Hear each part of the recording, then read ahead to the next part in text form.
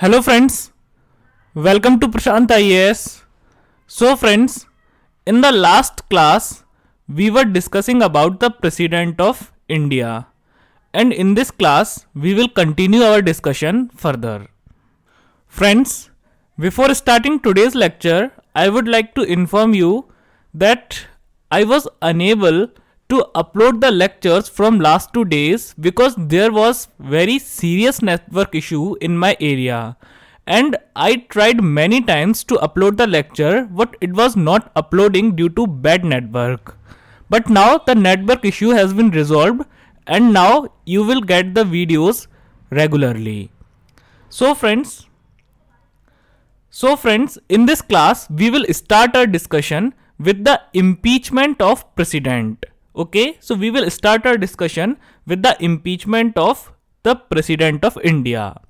So now a very basic question arises that in which article of the Indian Constitution the impeachment of the President of India is given. So in Article 61 of the Indian Constitution, the impeachment of the President of India is given. Okay, so Article 61 tells us about the impeachment process of the President of India. Then friends, then what is the meaning of impeachment? Okay, what do we mean by impeachment? So the meaning of impeachment is the removal of president. Okay, so what is the meaning of impeachment? So impeachment means removal of president. Okay, it means that to remove the person from the post of president who is holding the post of president. Okay, so removal of president means to remove the person from the post of president who is holding the post of president. Now friends, then the question arises that who has the power to remove the president? Who can start the impeachment process of president? So friends, Parliament has the power to remove the president. Parliament has the power to impeach the president. Okay, now friends, then again a very basic question arises that on what grounds Parliament can impeach the president? On what ground, on what basis Parliament can remove the president? So Parliament can remove the president on the grounds of the violation of constitution.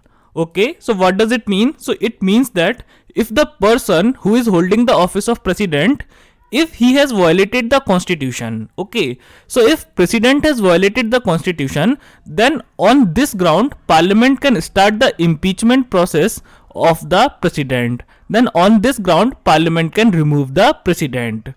Now friends, it is not given in the constitution that which acts of the president will amount to the violation of constitution. Okay, it is not given in the constitution that which acts of the president will amount to the violation of constitution. What does it mean? It means that it is not given in the constitution that which works of the president will violate the constitution.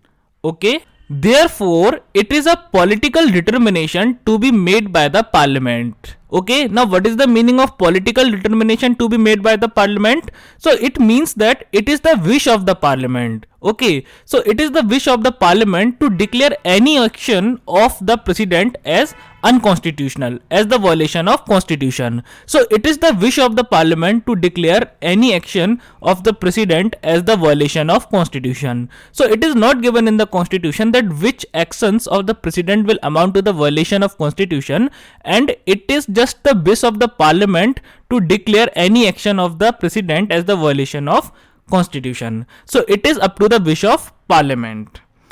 Then friends, the resolution asking for the removal of president. Okay, so the resolution asking for the impeachment of the president can be introduced in either house of the parliament. Okay, so the resolution of the impeachment of president can be introduced in Lok Sabha or it can be introduced in Rajya Sabha. So both the houses have equal power in the matter of the impeachment of president. Okay, so the resolution asking for the impeachment of president can be introduced in Lok Sabha as well as it can be introduced in Rajya Sabha. Now friends, the house in which the resolution of impeachment will be introduced will be known as the first house. Okay, so the house in which the resolution is first introduced, then that house will be called as first house. Okay, and then the other house will be called as second house. For example, let's suppose if the resolution asking for the impeachment of the president is introduced in Lok Sabha, then Lok Sabha will be called as first house and Rajya Sabha will be called as second house. Okay, similarly, if the resolution for the removal of president is introduced in Rajya Sabha, then Rajya Sabha will be called as first house and Lok Sabha will be called as second house. So first house is the house in which the resolution for impeachment is introduced. So for making you understand, let's suppose here the first house is Lok Sabha. Okay, so because I have to make you understand the process of the removal of president, process of impeachment, so for the sake of understanding, just assume that first house is Lok Sabha. Okay, so here in our example, resolution asking for the impeachment of the president is introduced in Lok Sabha. Now friends, what is the minimum support to introduce the such resolution? What is the minimum support required? Okay, so the support of at least 1/4 of the total membership of the house is needed. Okay, so even to introduce the resolution, I am not talking about passing the resolution. Okay, passing the resolution is a different thing. I am just talking about introducing the resolution. So just to introduce a resolution asking for the impeachment of president, okay, a support of at least 1/4 of the total membership of the house is needed. Okay. For example, friends, we all know that there are total 543 members in Lok Sabha. Okay, and when you will divide 543 by 4, okay, or you can simply multiply 543 by 1 by 4. Okay, so they are the same things. So when you will divide 543 by 4, so the result will be 135.75. Okay, and what is the number more than 135.75? So it is 136. So to introduce a resolution asking for the removal of president in Lok Sabha, a support of minimum 136 members of Lok Sabha is needed. Okay, what does it mean? It means that when at least 136 or more than that members of Lok Sabha will support the resolution, then only resolution can be introduced in Lok Sabha. Otherwise, resolution will not be introduced in Lok Sabha. Otherwise, resolution will not be allowed to introduce.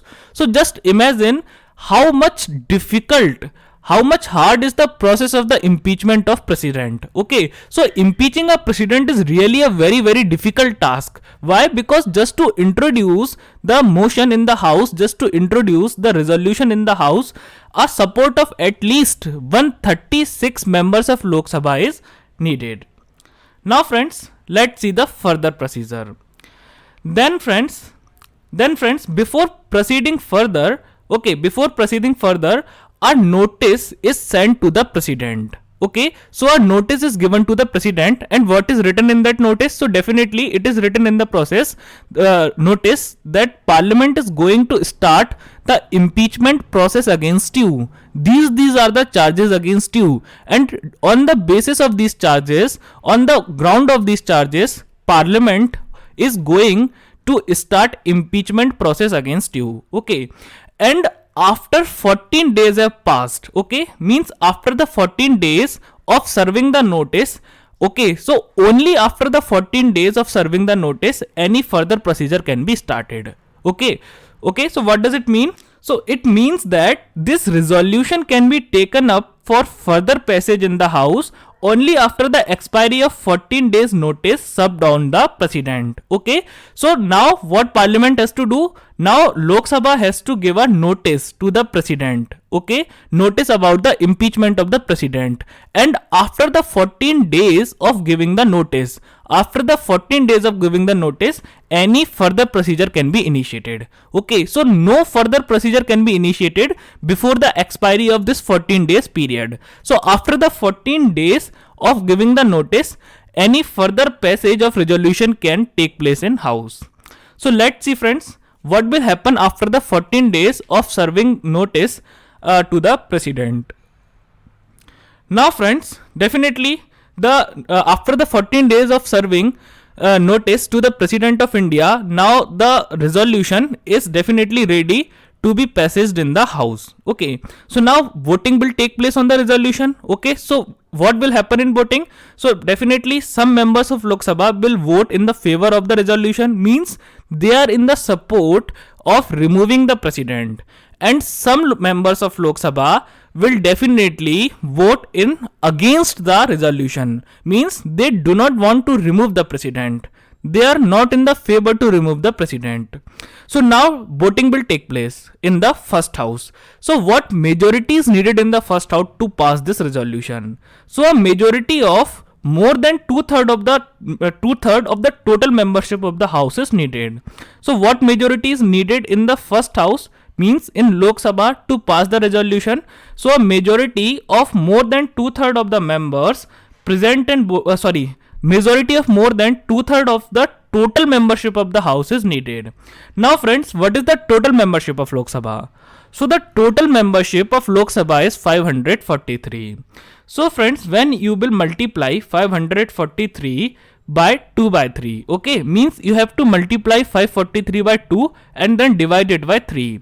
So the result will come as 362. Okay, so the result is 362. Now what does it mean? So it means that when this resolution will be supported by at least 363 members of Lok Sabha, when this resolution will be supported by at least 363 or more than that members of Lok Sabha, then only that resolution will be passed in Lok Sabha. Otherwise that resolution will become void and invalid in Lok Sabha itself. Okay, now let's suppose friends, 370 members of Lok Sabha supported the resolution, means 370 members of Lok Sabha are in the favor of removing the president of India. 370 members of Lok Sabha are in the favor to remove the president. They want to remove the president. Okay, and what was the majority needed? So the majority number was 363. Okay, so definitely if 370 members are supporting, so definitely this number is more than 2 by 3 of 543. Okay, so it means that the resolution is passed in Lok Sabha. So the first step is completed and the resolution is passed in Lok Sabha. And once the resolution is passed in first house, then that resolution will be sent to second house. Now in our example, which house is second house? So definitely if Lok Sabha is first house, so Rajya Sabha is second house. Okay, so only there are two houses of parliament. So if Lok Sabha is first house, then Rajya Sabha is second house. Okay, and it can be vice versa also. So friends, in our example, Rajya Sabha is the second house. Now this resolution, after being passed from the Lok Sabha, will be sent to Rajya Sabha. Now Rajya Sabha or the second house will act as investigating house. Now what is the meaning of this? So it means that Rajya Sabha will investigate the charges on the president. Okay, Rajya Sabha will investigate that whether the charges which are imposed on the president by Lok Sabha are correct or not. Rajya Sabha will investigate whether the charges which are imposed on the president by the Lok Sabha are correct or not. Okay, so Rajya Sabha will act as a investigating house, and due to this the function of second house in the impeachment of the president is quasi-judicial.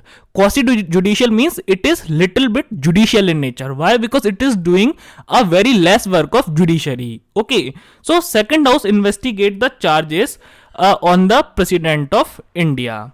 Now friends, president has the right to defend himself. Okay, means president can hire a lawyer or he can defend himself. Okay, so president has the right to defend himself in the second house. Okay, and he can also hire a lawyer to defend him in the second house.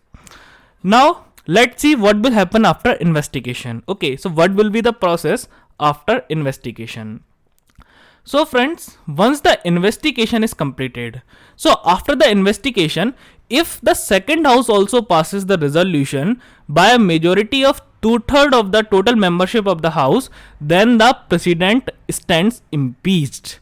Now what does it mean? So it means that if after the investigation, if Rajya Sabha also passes this resolution by a majority of more than 2/3 of the members, two-thirds of the total membership of the house. Okay, so once the investigation is complete and after the investigation, if Rajya Sabha also passes this resolution, if Rajya Sabha also passes this resolution by a majority of 2/3 of the total membership of the House, then President is impeached. President is removed. Okay, means the person holding the office of President is now removed from the office of President. Now that person is no more the President of India. So friends, we all know that there are total 245 members in Rajya Sabha. So when you will multiply 245 by 2 by 3, okay, means when you will multiply 245 by 2 and divide it by 3, then result will come 163. Okay, so the actual result will come as 163.3, and we need a number more than 163.3. So which is the next integral number more than 163.3? So that number is 164. Now what does it mean?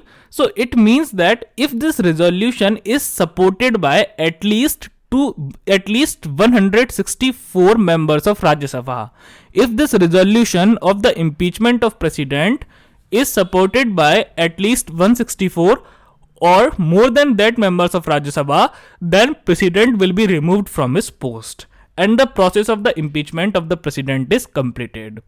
So friends, this was all about the impeachment of the President, and I hope that I have explained you the process of the impeachment of President in much easier manner and you all are able to understand the process of the impeachment of President. Now friends, judicial review of the impeachment process can be done. Means judiciary can check that whether the impeachment was correctly done or not. Okay, so judicial review of the impeachment process can be done. Now friends, we all know that the person who was holding the office of President, so when he was not impeached, means when he was on his office, so he must have taken many decisions, and government also must have taken many decisions on his name. Why? Because we know that all the decisions of the executive of union, okay, so all the executive decisions of the union are taken in the name of President. So this President also must have taken many decisions and government must have taken many decisions in his name. So, and once even so friends, and now we know that now the impeachment process is completed and the person is removed from his post. So even if the person is impeached from his post, even if the person is removed from the post of President, then also the decisions taken by that person or decisions taken in his name prior to the process of impeachment will remain invalid. Means after the impeachment of the after the impeachment of the person who was holding the office of President, the decisions taken by him or in his name will not become invalid. These decisions will continue to remain valid. These remains will continue to remain in existence. Okay, so the decisions taken by him or in his name will continue to remain valid. Okay. Now friends, let's talk about the assent to the legislation by President. Okay, now what is the meaning of assent to legislation? So in the earlier classes also I explained you the process of making a law. So how a law is made? So let's suppose a bill, first of all a bill is introduced in Lok Sabha. Okay, and definitely the bill will be passed by Lok Sabha. So first of all the bill will be introduced in Lok Sabha or Rajya Sabha. So let's suppose this time also the bill is introduced in Lok Sabha. So let's suppose a bill is introduced in Lok Sabha. So once the bill is passed in Lok Sabha, then it will be sent to Rajya Sabha. Okay, then voting will be conducted on that bill on Rajya Sabha, and suppose the bill is also passed in Rajya Sabha. Okay, so once a bill is passed in Lok Sabha as well as Rajya Sabha, means once a bill is passed in both the houses of parliament, then that bill is sent to the President. Okay, now that bill is sent to the President. Now friends, President has to give his assent to the bill. Means President has to sign that bill. President has to give his signature on the bill. And once the President has given the assent to the bill, then only that bill will become the law. Then only that bill will become the act. Otherwise that bill will not become the act. Otherwise that bill will become invalid. Okay, so if a bill, if if a bill has to become a law, then that bill needs the signature of the president. Then that bill needs the assent of the president. Okay, so again I am explaining you the process of making a bill. So first of all, a bill is passed by Lok Sabha, then that bill is passed by Rajya Sabha, and once the bill is passed by both the houses of parliament, then that bill is sent to the assent of president, means for the signature of president.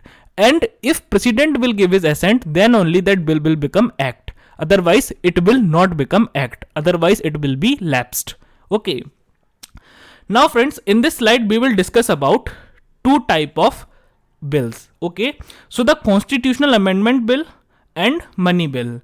So constitutional amendment bill are those bills which seeks to do amendment in the provisions of the constitution. Okay, so constitution amendment bills are such bills which want to do amendment in the provisions of the constitution. Okay, and what is a money bill? So there is a complete dedicated class on the money bill. So there we will discuss about money bill separately.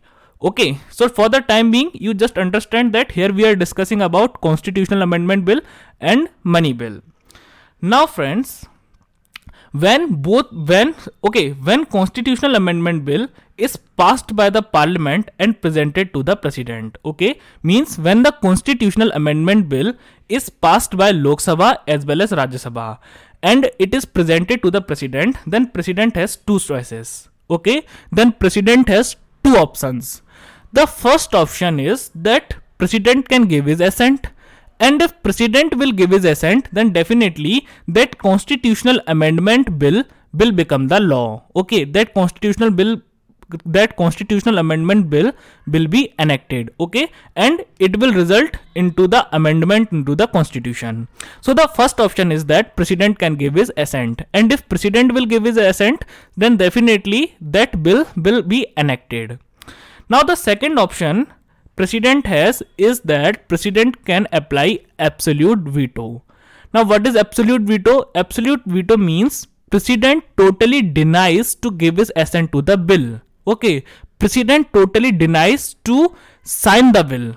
Okay, and if president will not give his assent to the bill, then that bill will be lapsed. Then that bill will not become the act. Okay, so the second option is that president can apply absolute veto. And what is the absolute veto? Absolute veto means president is saying that I will not sign the bill. Okay, I will not give my assent to the bill. Means president totally denies to give his assent or his signature to the bill, and in this condition the bill will be lapsed.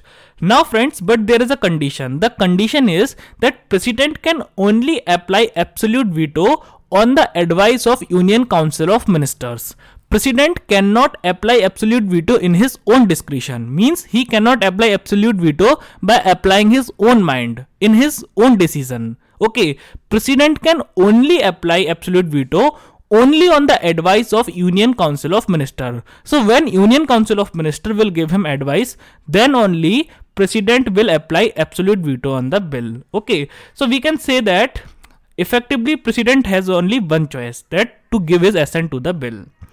Now let's talk about money bill. So in the case of money bill, so when a money bill is passed by the parliament and presented to the president, then here also president has two choices. The first choice is that president can give his assent, and definitely after the assent of the president, the bill will become the law. Now the second choice here is president can apply absolute veto. Means president is saying that I will not sign the bill. But friends, here also there is the same condition, that president can only apply absolute veto on money bill only on the advice of Union Council of Ministers. Without the advice of Union Council of Ministers, president cannot apply absolute veto on money bill. Okay, so here also he needs the advice of Union Council of Ministers. Now friends, you will ask that sir, what is the difference in the legislative assent, okay, in the case of constitutional amendment bill and money bill? So there is very basic difference.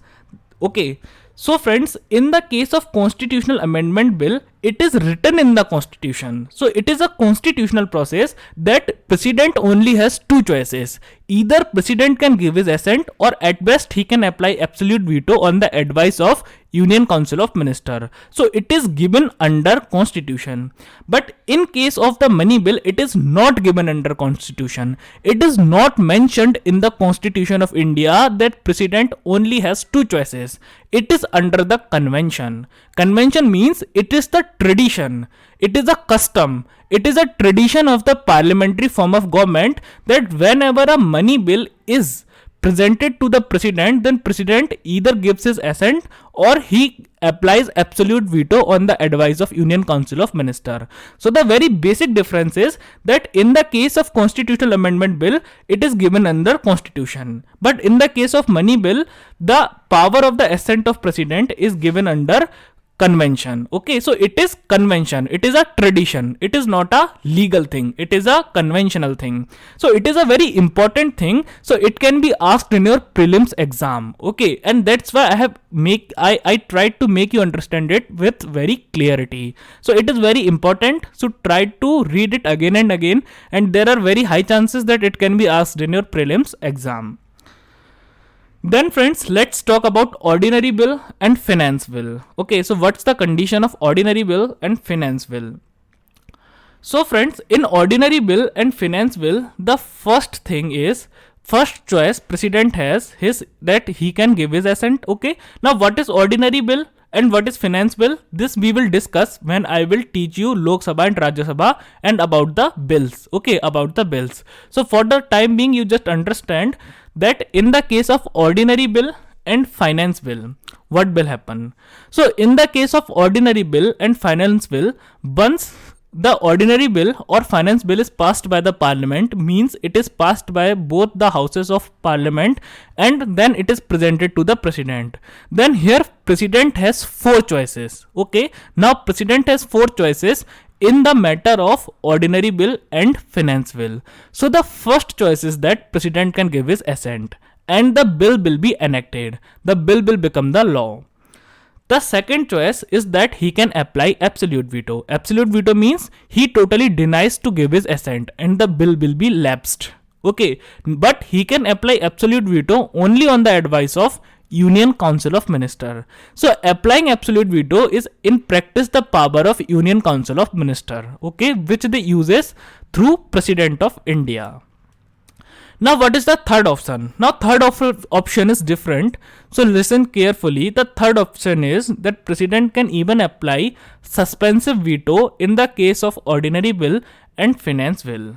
Now what is suspensive veto? So in suspensive veto, president can send back that bill to the parliament for reconsideration. Okay, so president can send the bill for the reconsideration of parliament.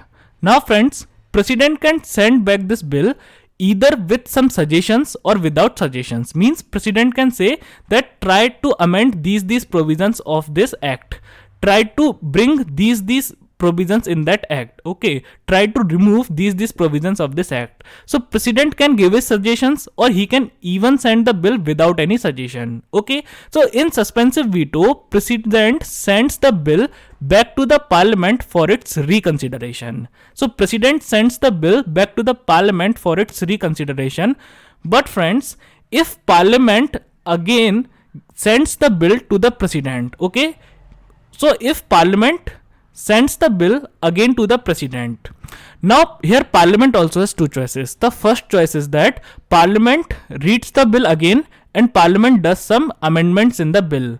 Parliament does some corrections in the bill. And the second option is that parliament doesn't even open the bill. Parliament can send the bill as it is to the president.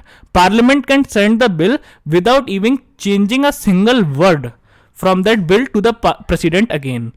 And friends, when parliament sends the bill to the president for the second time, now this time president is duty bound to give his assent to the bill.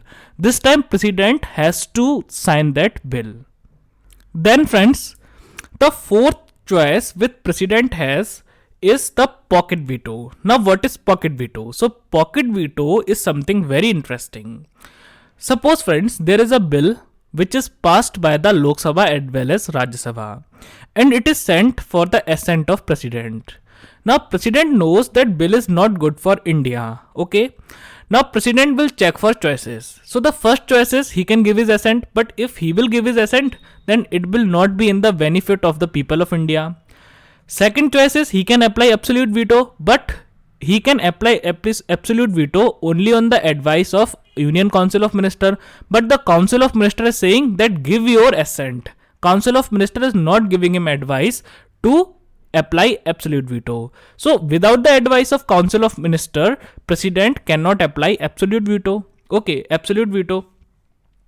Now the third option is suspensive veto. Means President can send this bill back to the Parliament for its reconsideration. President can send back the bill for the reconsideration of the Parliament. But President knows that if Parliament sends me this bill again without even amending a single letter of the bill, without even touching the bill, okay, so if Parliament sends me the bill again without even changing a single word from that bill, then I will be duty bound to sign that bill. Okay, so he knows that applying suspensive veto is not worthy. Now the fourth option which President has is pocket veto. Now what is pocket veto? So pocket veto is, suppose that President of India just puts the bill in his pocket. Okay, pocket, you all have pockets in your pant, so we all know what is pocket. So it is the pocket of pant. Okay, in which we keep different things. For example, we keep our wallet in the pocket. Okay, so the fourth option is that President simply puts the bill in his pocket and he ignores the bill totally. Okay, he is neither giving his assent to the bill, nor he is saying that I will not give my assent, okay, nor he is even discussing about the bill. Means he is totally ignoring the bill. Okay, so President is totally ignoring the bill. He is neither giving his assent, nor he is saying that I will not give my assent, nor he is sending the bill back to the Parliament for its reconsideration. Means he is totally ignoring the bill. He is acting as if he don't know about the bill. He is acting as if he doesn't know about the bill. Okay, so pocket veto means when President puts the bill in his pocket and he totally ignores the bill. He does not react on the bill. Okay, he does not give any means he does not react on the bill. Okay, so we can say that President may allow the bill to stay on his table for indefinite period without giving his assent. So this is the best way by which President of India, can stop a bad bill to become a law. Okay, so what is pocket veto? So if you want to understand pocket veto, so in simple words we can say that in pocket veto President ignores the bill. Okay, for example, if we don't want to talk with any person, okay, if you are annoyed with your friends, if you are angry with your friend, and if you don't want to talk with your friend, then what is the best way? Best way is just to ignore him. If he will send you message, you will not give him reply. Okay, if he will call you, you will not pick up his phone. Means you are ignoring him. You are acting as if you don't know about his calls and messages. So the same is the concept of pocket veto. So in pocket veto, President ignores the bill. President does not give his assent to the bill.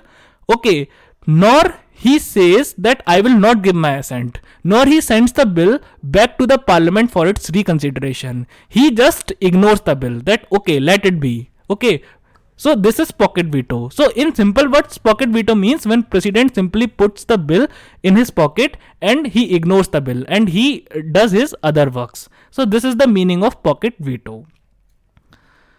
Now friends, then comes the ordinance making power of the President.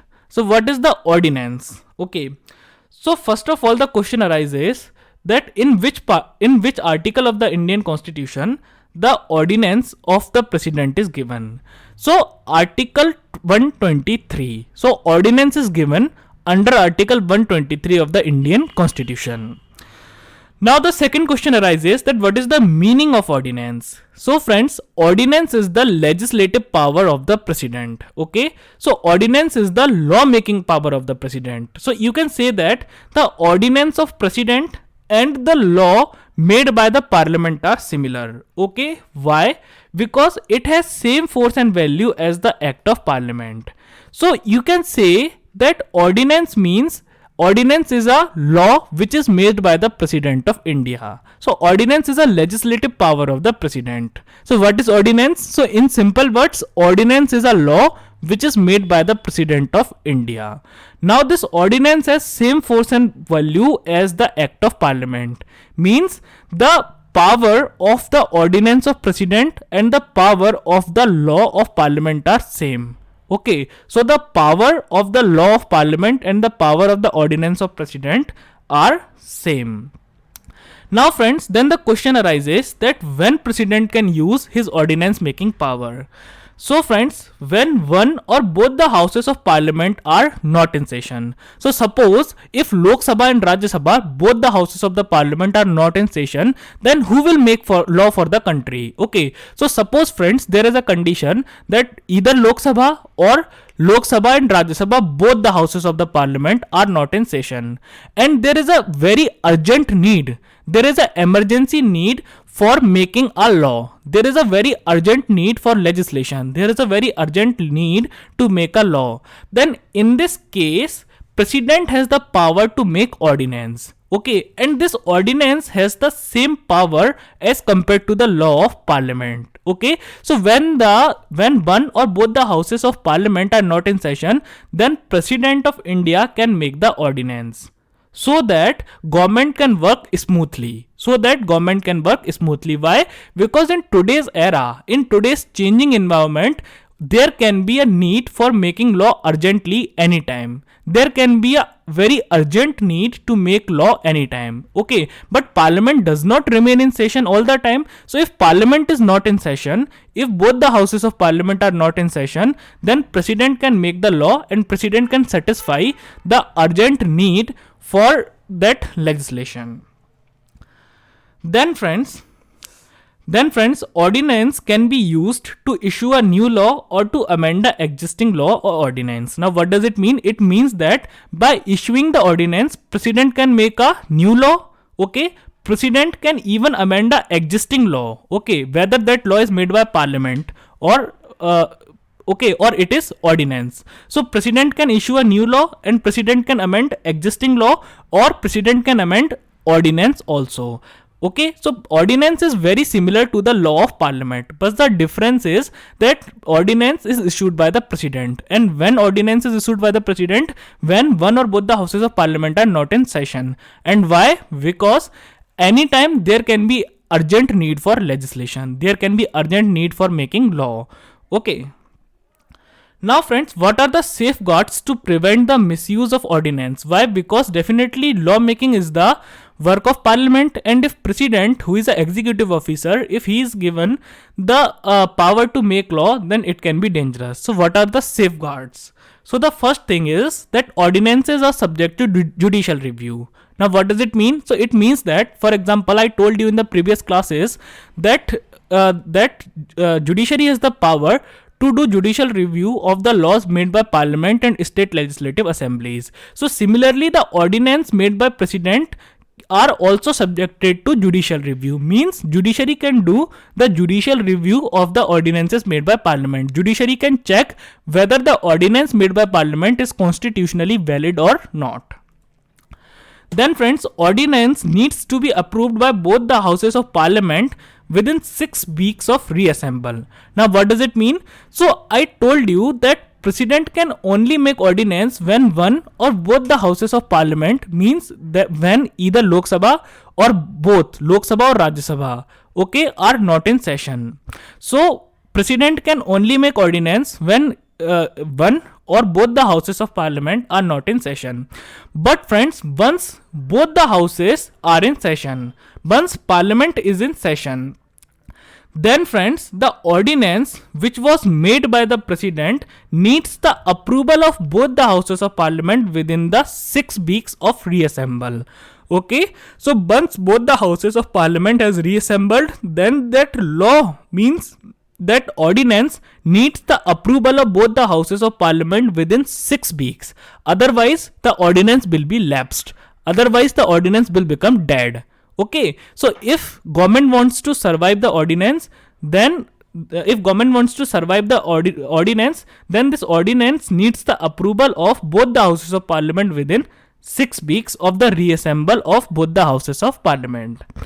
Then friends, the ordinance making power of the president is in practice the power of union council of minister. Means president cannot make ordinance in his own discretion. Okay, president cannot make ordinance in his own discretion.